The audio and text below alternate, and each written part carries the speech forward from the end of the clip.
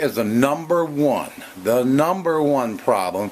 People either give up on raising worms or have problems with.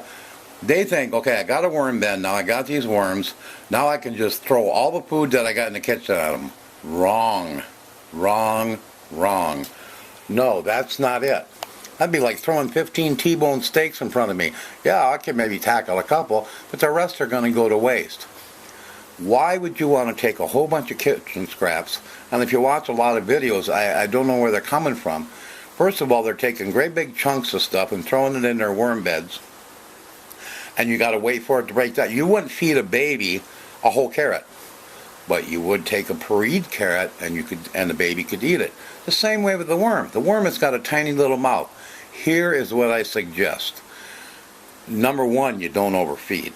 Number two, you don't throw a whole bunch of great big chunk vegetables at your worms. Give it to them in a form that they can readily use up.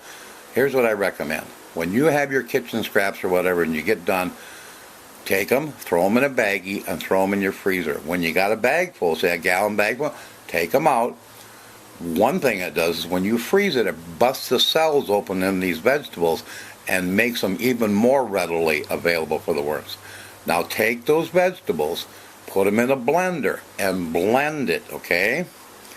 If it's a little watery, you can even add a little like sphagnum peat moss. Put that in there. You want a thicker paste. Now take them out. Take this out, this mixture, this thick, gooey mixture of everything that's in a form that the worms can easily consume, okay? And put it in some ice cube trays and freeze it. Then you're going to feed your worms. Say what you do. You take out one little cube of it in a corner of your worm bin. You just slightly bury it, okay? It'll fall out. The worms will come up and consume that. When they've consumed that or it's almost gone, then you can add another one.